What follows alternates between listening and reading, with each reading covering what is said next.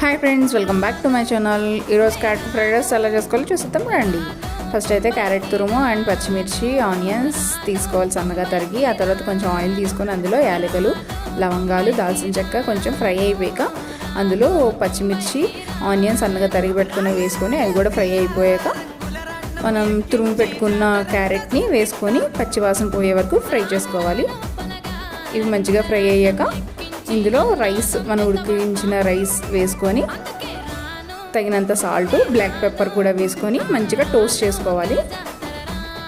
నాకైతే టోస్ట్ చేయడానికి అవ్వలేదు కాబట్టి నేను మంచిగా మిక్స్ చేశాను.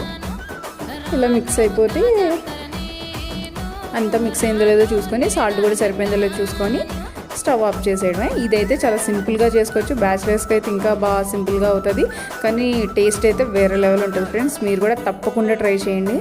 ట్రై చేశాక మీరే చెప్తారు చాలా బాగుంది అని. చాలా సింపుల్గా ఇదైతే మాకు పెద్దత్త చేసి పెట్టేది మాకు నా చిన్నప్పటి నుంచి. ఇది చాలా ఇష్టం నాకైతే.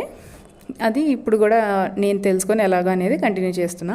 Thanks for watching friends. ఈ వీడియో కనుక మీకు నచ్చినట్టే please like, share, subscribe to Mouni వంటశాల.